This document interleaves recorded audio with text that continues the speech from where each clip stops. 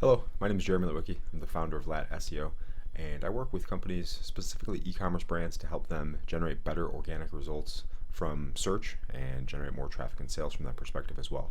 Now with this video, what I'm doing here is going through ThursdayBoots.com to look at their site, especially from an SEO perspective, to show an SEO audit and look and see if there's any ways they can improve their site to rank better, get more traffic, and generate more sales. So first thing I like to do is look at this tool here called Ahrefs, and there's so many different data points in here, but the two first data points I like to look at are referring domains. And if you're unfamiliar and you haven't seen one of my videos yet, a referring domain is a unique instance of a different website on the internet linking to your site, or in this case to ThursdayBoots.com. Now, the reason I mention these and the reason we look at these, especially from an SEO perspective, is because Google looks at referring domains or links from other websites as votes of confidence or a trust signal. So when a trusted site links to your site, Google sees that and views that and associates your site accordingly. Also, as you get more sites linking to you that are high quality, authoritative, and powerful, your DR or domain rating tends to increase as well. And DR is on a 0 to 100 scale and essentially lets us know how strong or how authoritative your site is, like I just said, and also how difficult a keyword or phrase is likely to be to rank for based on the sites currently ranking for that key phrase. So those two metrics in place here. The other thing I like to do quickly is look at the chart here that shows referring domains in blue. I'll zoom in a little bit here.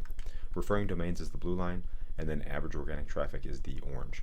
Now for most brands, it's not uncommon to see seasonality spikes like this. And over time it looks like they're getting higher highs and lower lows, which is nice. The interesting thing is they've had a massive spike in referring domains here, and they still have that seasonality dip here, but looks like like I said, they're having higher lows and higher highs. So from a traffic perspective, that is good for them and moving in the right direction from a very high level view here. But what I want to do is look at some keyword data. So if we go to this chart here, we can potentially get some opportunities here that they could rank better for, and then look at what needs to be done to actually deliver those rankings. So first of all, if we look at this chart here, this shows all keywords and phrases their site is ranking for in Google. You can see here 60,259 different keywords. And I have this sorted by search volume per month. Now, something as broad as sneakers, even though there's 189,000 searches per month, probably doesn't make much sense to put energy toward, because it's very unlikely that is a highly converting key phrase for them. Now, it doesn't mean it can't generate revenue, obviously, but something that broad, generally recommend staying away from, unless it's just a potential massive win from a traffic and brand perspective. Other things to look at here potentially would be cowboy boots. That's a good opportunity. We can look at that one. But the first one I wanted to look at was white sneakers. So you can see here, 69,000 searches per month. They're at number 63 for this key phrase. Now they do rank for some additional key phrases related to white sneakers. So the singular, they have some image results and things like that. But I want to look at the search results for the key phrase white sneakers and then look at this page a little bit to see what can or should be done for them to help generate and capture some of these 69,000 monthly searches. So if we look at search results here, first thing to do, like I mentioned with DR, is to give us an idea as to how strong some of the competitive sites are or how difficult this keyword would be to rank for.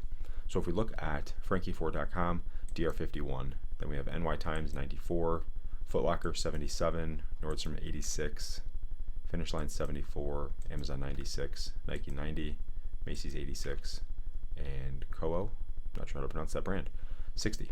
So that's page one. And if we look at Thursday Boots, 65. So they're in the ballpark. They're actually higher than the number one overall ranking result. So what else needs to be done, or what should be done? If the key phrase that you're attempting to or intending to rank for is white sneakers, having that in your title is going to make it easier for you to rank for that key phrase. And you can see here their title is Men's Premier Low Top in White Leather. So there's nothing in there about white sneakers. There is white and men's, and low top kind of denotes that it's a sneaker, but even still, having that exact key phrase in there makes it easier for Google to understand and makes it easier for you to rank. They do have white sneaker in the URL, but it's the singular. Again, you can still rank with the plural version, but if you have the exact in there, it makes it easier for you to rank. Now, what else is going on? If we look at this page, a couple other things to look at would be some of the other metrics related to SEO. One is the H1 or header 1 tag. And if we do a quick inspection here, you can see their H1 is Premier Low Top. So what they're telling Google basically is this page should rank for Premier Low Top. And if we do just go back here and do a keyword search for Premier Low Top versus like white sneakers, for example.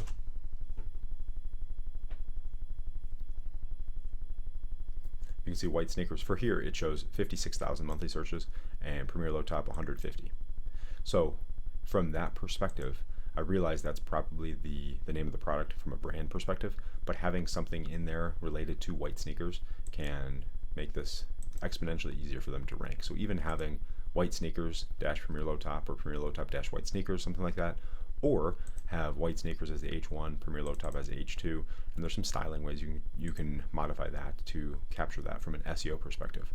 So now, again, remember all of these, I realize there are design elements and there are user experience factors at play here. I'm looking at this purely from an SEO perspective, also implementing some of those user experience and design elements as well. Now, next thing to look at then would be, I like to look at other keyword opportunities related to white sneakers. So if we do this quick search here, you can see if you look at all keywords related to white sneakers, there's 604,000 potential monthly searches for this key phrase from 17,432 different keywords. Now this includes brand names, this includes men's and women's, this includes other color sneakers here, but this gives an idea as to the true potential for this term, and also gives you ideas for additional content you can create on the site to capture some of these additional buyers. And then lastly, so we looked a little bit at the site here, at this page.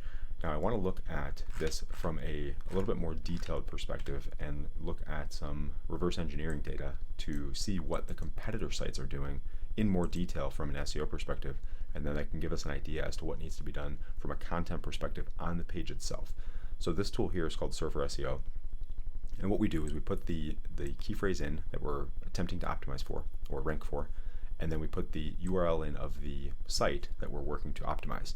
And this shows then a data set, an average of the top 5 ranking sites in Google for this key phrase, and gives us the expected range of these various categories here: content, exact keywords, some page speed metrics, and gives us an idea as to what we should have on this page specifically to improve optimization for it and get into that expected range of the top ranking sites. So one of the items here is keyword density, and in general, this provides us with a pretty good high level view as to what's going on. There are plenty of times where it doesn't make sense, or some of these keywords or phrases here that are pulled in are irrelevant, and that's fine. So one though is white sneakers. You can see here the suggested range is to have that on the page 3 to 12 times, and Thursday Boots has this 0 times. So it's going to be very difficult to rank for that key phrase if you don't have it on the page at all. Secondly, some of these content metrics here, like I just mentioned, with the amount of content, some sites massively skew this data set. You can see NY Times with over 7,300 words of content on the page here, skewing this data set and bringing up the overall estimate of what content should be on the page. But in general, Frankie has less than 1,300 words, Thursday Boots just under 1,100, so in that expected range from a general content perspective.